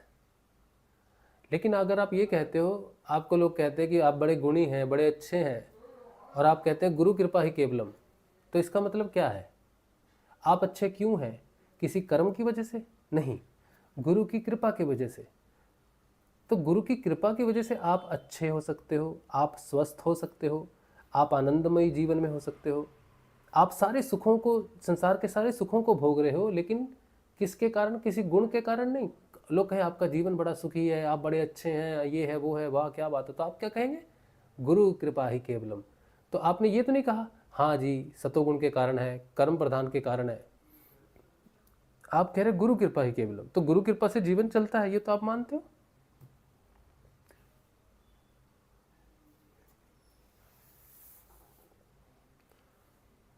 जितनी भी फिलॉसफी है गुरु भगवान की वाणी में सब प्रस्तुत है आपके पास, लेकिन आप पहुंचेंगे कैसे वहां तक?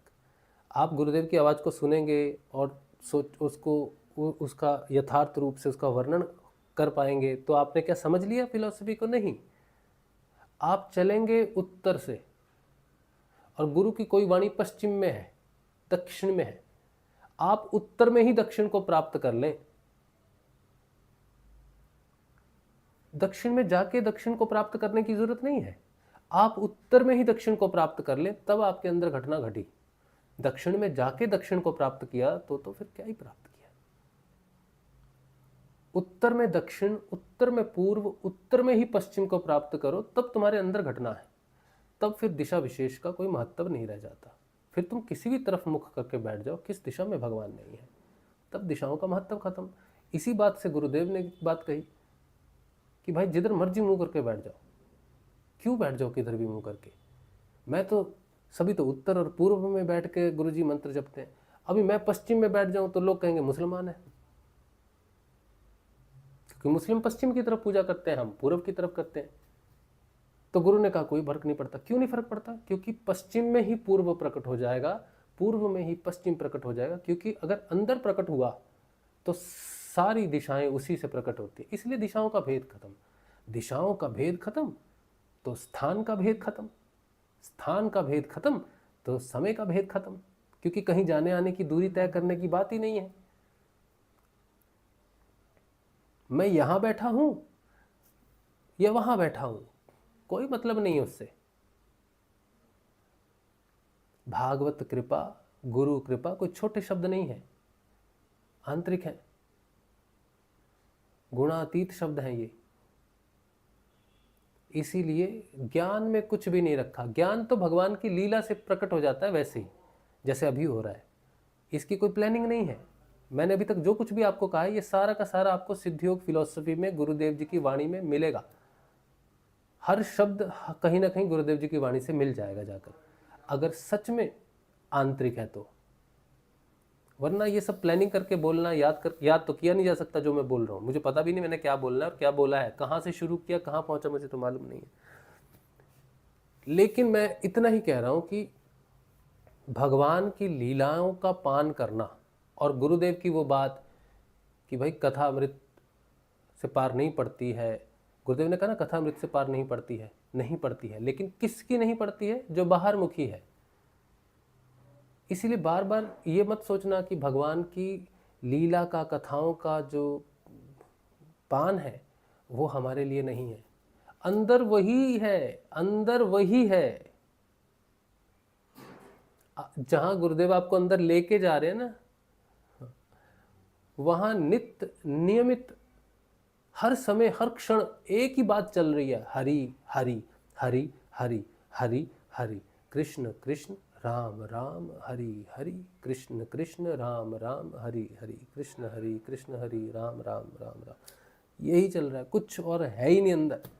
उसकी लीला, उसका गुण, उसका स्वपन, सब कुछ वही चल रहा है। वही चलता हुआ नजर आ रहा है, वही खाना खाता हुआ नजर आएगा, वही पिता है, वही पुत्र है, वही माता, वही बहन, सब कुछ वही है। अंदर उसकी लीला के सिवाय कुछ भी नहीं है। या तो घोर अंधकार है, या फिर उसकी लीला का, चरित्रों का वर्णन चल रहा है, और कुछ भी नहीं है। तो जो है अंदर, बाहर से उसका वो अविद्या को नष्ट करता भी है। जब वो बाहर से सुन सुन के कई जीवन बीत जाते हैं और फिर व्यक्ति अंदर जाता है, आत्मा का उदय होता है, अविद्या तो तभी नष्ट होगी। बाहर से तो कोई तरीका है नहीं, लेकिन बाहर से सुन कर करते रहने में बहुत समय लग जाएगा, बहुत कठिन भी है। आत्मा का उदय होने से ही अविद्या का नाश हो सकता है, नहीं तो नहीं हो सकता। तो मैं ये कहना चाहता हूँ कि आप जो भी है, श्रीमद् भागवत के अध्ययन को, जो बचा हुआ है थोड़ा बहुत, इसको ज़रूर सुनो। ये अभी तक हमने जितने भी सत्संग किए हैं, उनमें सबसे श्रेष्ठ जो है वो श्रीमद् भागवत का अध्ययन है। बाकी सब नष्ट हो जाएगा। नष्ट होने का मतलब है कि किसी कोई खास नहीं है, सुना नहीं सुना उससे फ़र्क नहीं पड़ता, आपके अंदर कुछ बदलाव नहीं आएगा। लेकिन ये जब आप सुनोगे ना, तो ये गुण विशेष नहीं है, इसलिए आपकी मदद करेगा। ये आपकी चेतना को उठाएगा, ऊपर उठाएगा, मदद करेगा।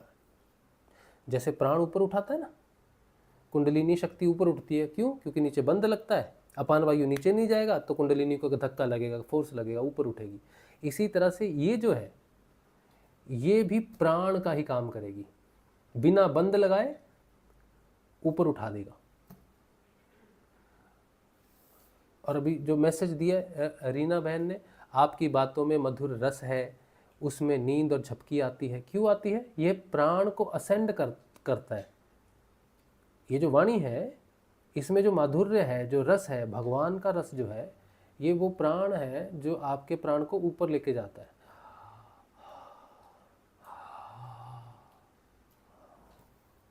जो ये नींद आ रही है ना, ये आपका प्राण असेंड हो रहा है, इसलिए हो रही।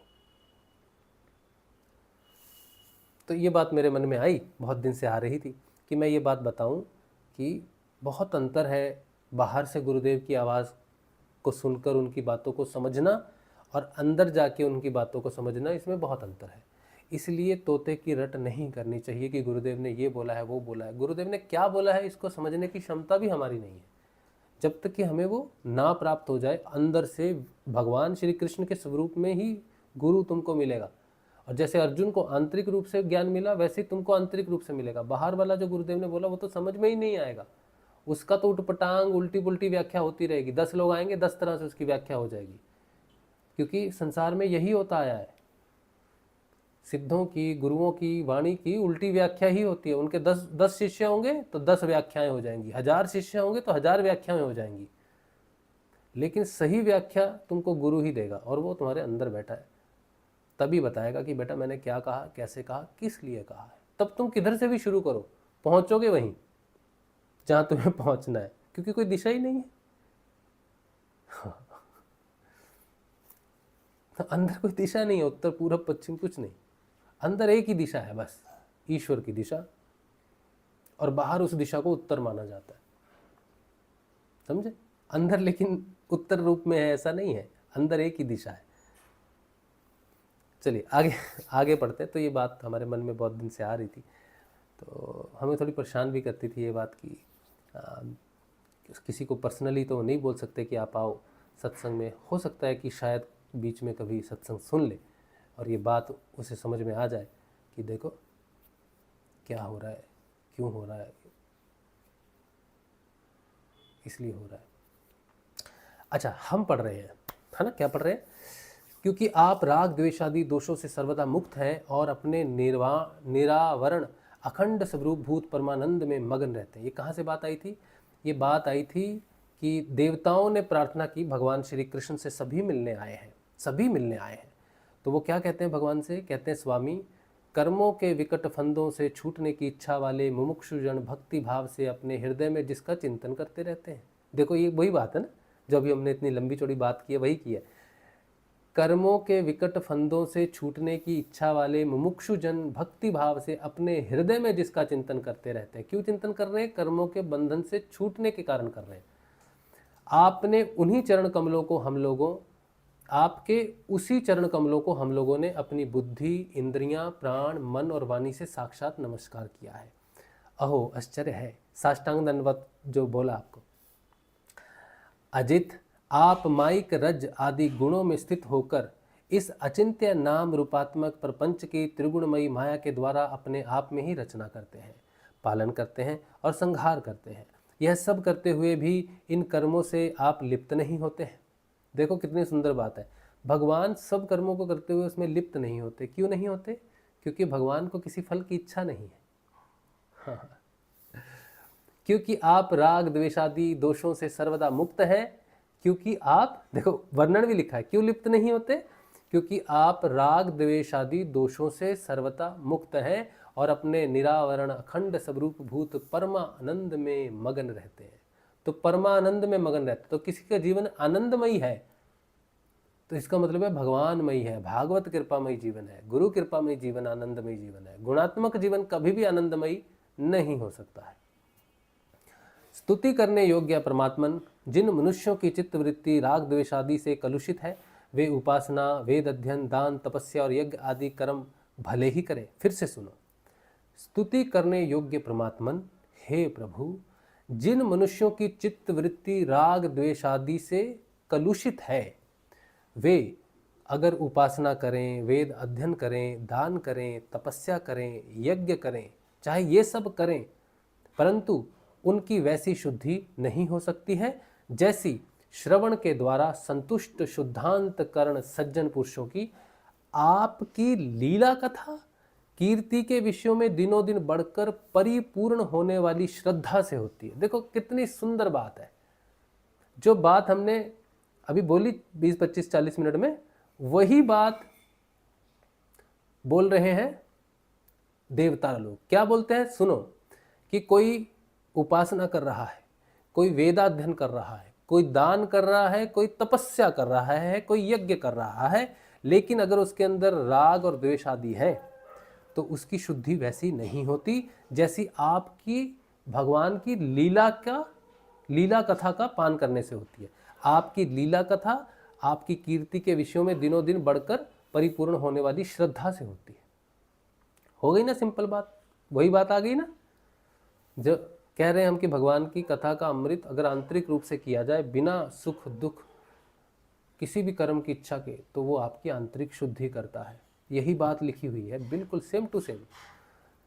मननशील मुमुक्षु जन मोक्ष प्राप्ति के लिए अपने प्रेम से पिघले हुए हृदय के द्वारा जिन्हें लिए लिए फिरते हैं, पांचरात्र विधि से उपासना करने वाले भक्तजन समान ऐश्वर्य की प्राप्ति के लिए वासुदेव, संकर्षण, प्रद्युमन और अनिरुद्ध इस चतुर्व्यूह के रूप में जिनका पूजन करते हैं, और जितेंद्रिय धीर पुरुष स्वर्ग लोक का अतिक्रमण करके भगवत धाम की प्राप्ति के लिए तीनों समय जिनकी पूजा किया करते हैं, याज्ञिक लोग तीनों वेदों के द्वारा बतलाई हुई विधि से अपने संयत हाथों में हविष्य लेकर यज्ञ कुंड में आहुति देते और उन्हीं का चिंतन करते हैं, आपकी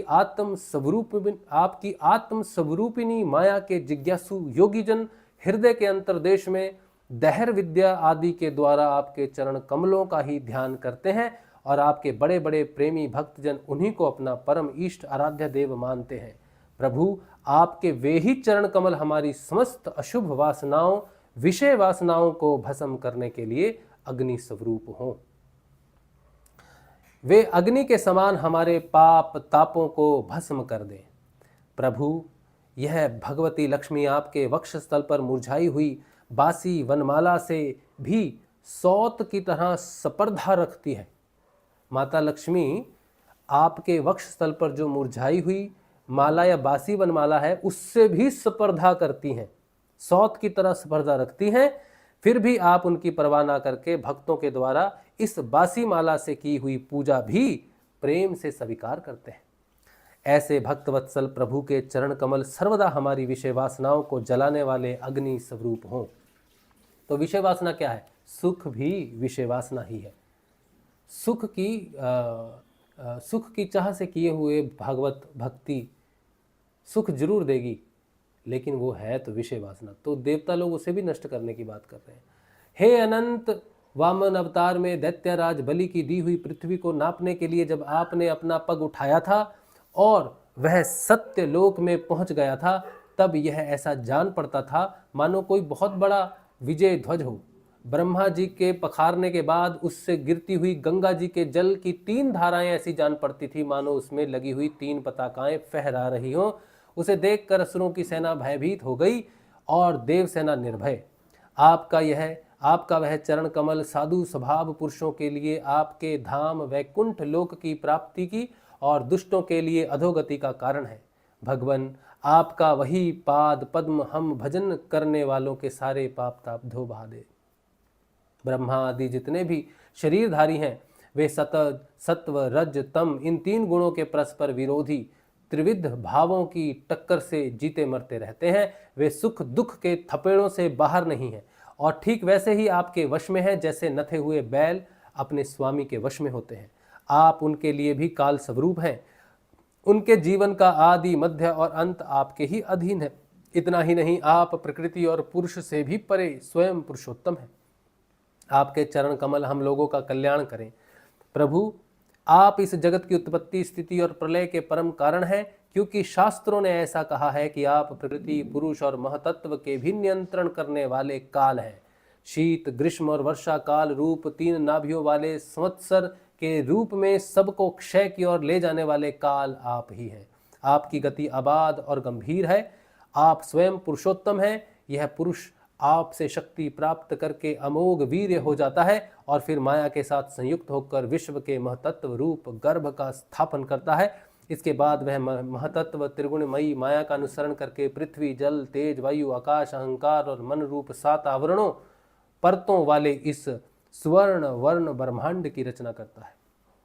इसलिए ऋषिकेश, आप समस्त चराचर जगत के अधीश्वर हैं। यही कारण है कि माया की गुण विषमता के कारण बनने वाले विभिन्न पदार्थों का उपयोग करते हुए भी आप उनमें लिप्त नहीं होते। यह केवल आपकी ही बात है। आपके अतिरिक्त दूसरे तो स्वयं उनका त्याग करके भी उन विषयों से डरते रहते हैं।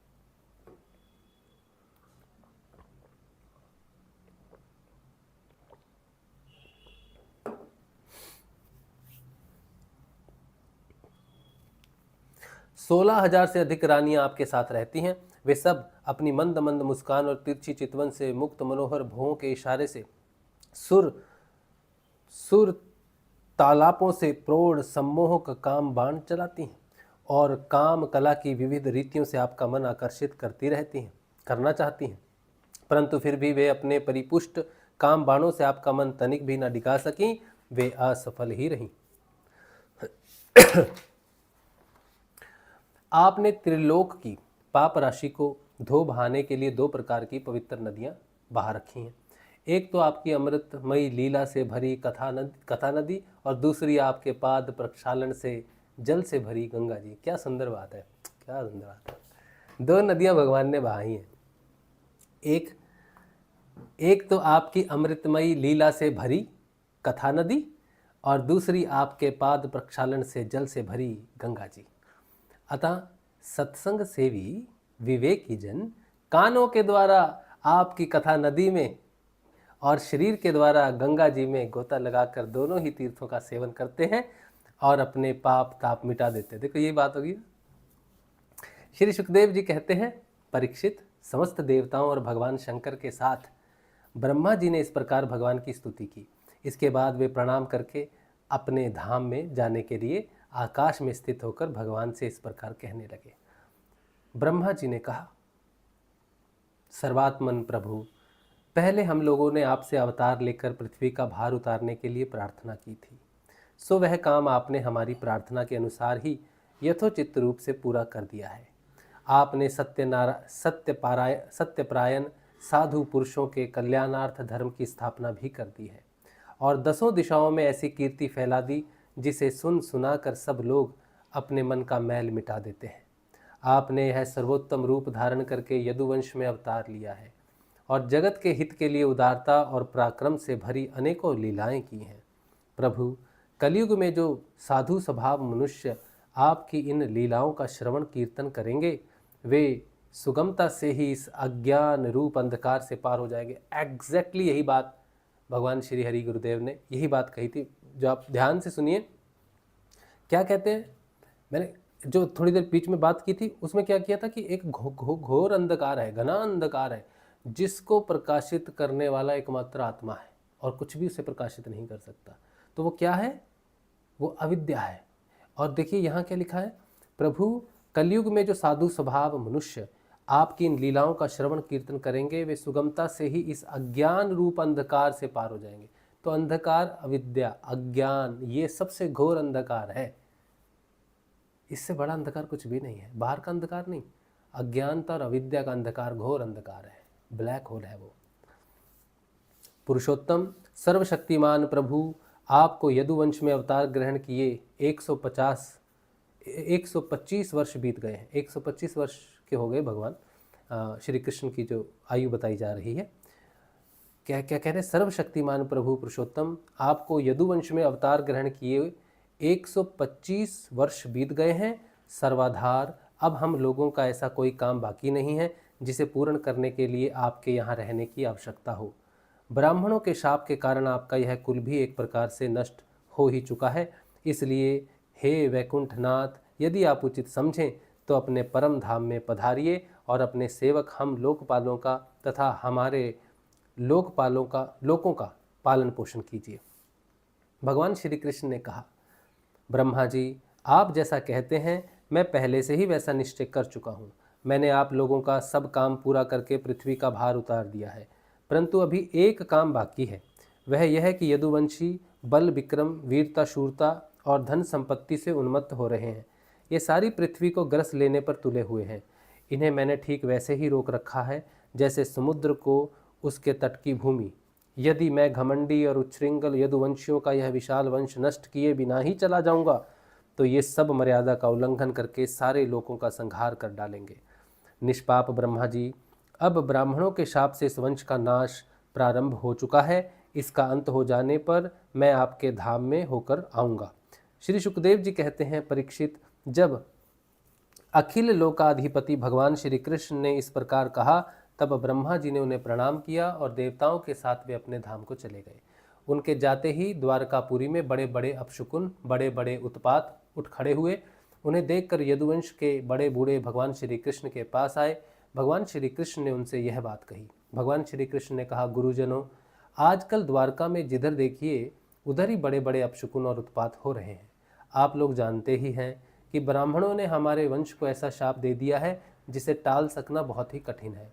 मेरा ऐसा विचार है कि यदि हम लोग अपने प्राणों की रक्षा चाहते हो तो हमें यहाँ नहीं रहना चाहिए। अब विलंब करने की आवश्यकता नहीं है।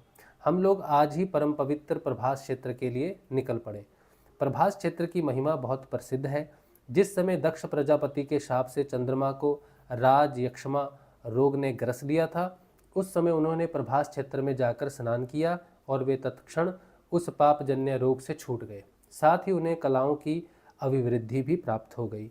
हम लोग भी प्रभास क्षेत्र में चलकर स्नान करेंगे, देवता एवं पितरों का तर्पण करेंगे और साथ ही अनेकों गुण वाले पकवान तैयार करके श्रेष्ठ ब्राह्मणों को भोजन कराएंगे। वहाँ हम लोग उन सतपात्र ब्राह्मणों को पूरी श्रद्धा से बड़ी बड़ी दान दक्षिणा देंगे और इस प्रकार उनके द्वारा अपने बड़े बड़े संकटों को वैसे ही पार कर जाएंगे जैसे कोई जहाज के द्वारा समुद्र को पार कर जाए। श्री सुखदेव जी कहते हैं, कुलनंदन, जब भगवान श्री कृष्ण ने इस प्रकार आज्ञा दी तब यदुवंशियों ने इस एक मत से प्रभास जाने का निश्चय कर लिया और सब अपने अपने रथ सजाने जोतने लगे। परीक्षित, उद्धव जी भगवान श्री कृष्ण के बड़े प्रेमी और सेवक थे। उन्होंने जब यदुवंशियों की यात्रा की तैयारी करते देखा, भगवान की आज्ञा सुनी और अत्यंत घोर अपशकुन देखे, तब वे जगत के एकमात्र अधिपति भगवान श्री कृष्ण के पास एकांत में गए, उनके चरणों पर अपना सिर रखकर प्रणाम किया और हाथ जोड़कर उनसे प्रार्थना करने लगे।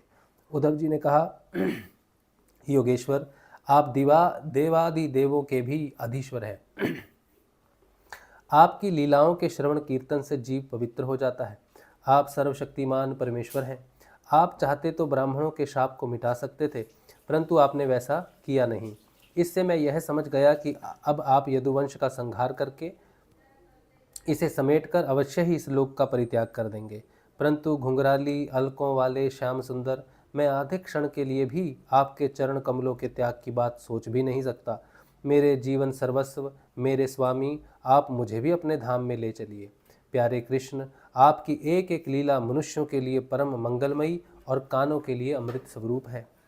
जिसे एक बार उस रस का चस्का लग जाता है, उसके मन में फिर किसी दूसरी वस्तु के लिए लालसा ही नहीं रह जाती। प्रभु, हम तो उठते बैठते सोते जागते घूमते फिरते आपके साथ रहे हैं। हमने आपके साथ स्नान किया, खेल खेले, भोजन किया, कहाँ तक गिनावें। हमारी एक एक चेष्टा आपके साथ होती रही। आप हमारे प्रियतम हैं और तो क्या, आप हमारे आत्मा ही हैं। ऐसी स्थिति में हम आपके प्रेमी भक्त आपको कैसे छोड़ सकते हैं। हमने आपकी धारण की हुई माला पहनी, आपके लगाए हुए चंदन लगाए, आपके उतारे हुए वस्त्र पहने और आपके धारण किए हुए गहनों से अपने आप को सजाते रहे।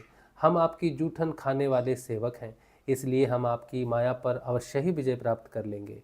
अतः प्रभु, हमें आपकी माया का डर नहीं है, डर है तो केवल आपके वियोग का।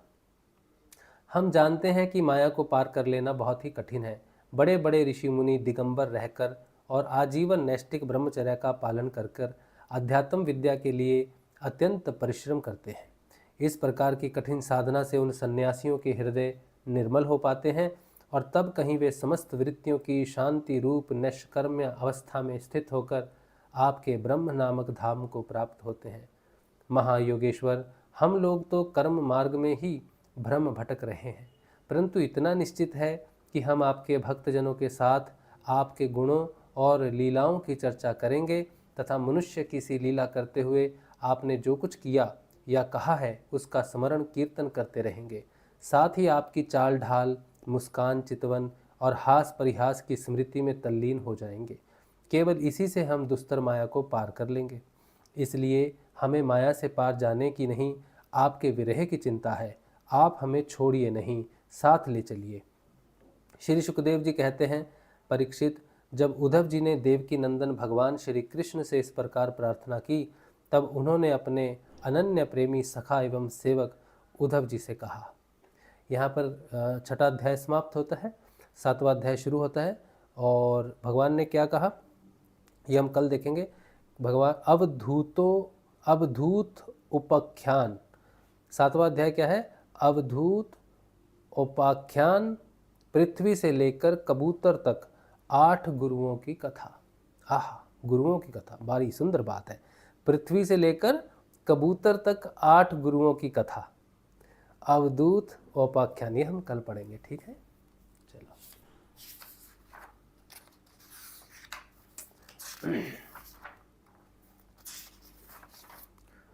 वाह, तो अच्छा खासा लंबा चौड़ा चैप्टर है। उसके बाद 8वां अध्याय है अवधूत उपाख्यान, अजगर से लेकर पिंगला तक 9 गुरुओं की कथा, ठीक है। ये 7वां अध्याय है पृथ्वी से लेकर कबूतर तक 8 गुरुओं की कथा, और अजगर से लेकर पिंगला तक 9 गुरुओं की कथा। ये भी हम कल, बहुत लंबा चौड़ा अध्याय है, लेकिन हम कल एक साथ पढ़ेंगे, तो ये एक साथ है। अच्छा, उसके बाद भी है, उसके बाद 9वां अध्याय है अवधूत उपाख्यान, कुरर से लेकर भृंगी तक 7 गुरुओं की कथा। क्या बात है भाई, ये तो बड़ा बहुत ही सुंदर है। उसके बाद 10वां अध्याय है लौकिक तथा पारलौकिक भोगों की असारता का निरूपण। तो हमें 7वां, 8वां और 9वां अध्याय एक साथ पढ़ना होगा, क्योंकि इसमें जो है गुरुओं की कथाएं आ रही हैं, तो एक ही सत्संग में वो हो जाए कंप्लीट, तो बहुत अच्छी बात है। तो इसके लिए हमें करना ये पड़ेगा कि कल हम जब सत्संग करेंगे, कल तो शुक्रवार है, तो कोई बच्चा ट्यूशन पढ़ने आएगा नहीं, कल हम फ्री हैं, तो 7:30 बजे जो है, अब हम तो बोल रहे हैं, अब बात तो गुरु जी की है, कब शुरू होगा कब नहीं होगा। तो कल कोशिश करेंगे, प्रयास करेंगे, ऐसी हमारी प्रार्थना है कि कल 7:30 बजे शुरू करें और 2-2.5 घंटे ये पढ़ने में हो जाएगा। तो 3 चैप्टर कल एक ही साथ, बहुत सुंदर। इसमें दत्तात्रेय जी का भी आएगा वर्णन, उन्होंने कितने गुरु बनाए थे, गुरुओं क्या है, गुरु के बारे में आएगा। ये तो फिर सबसे उत्तम यही बात है, ठीक है। तो कल ये पढ़ेंगे हम लोग। चलिए, तो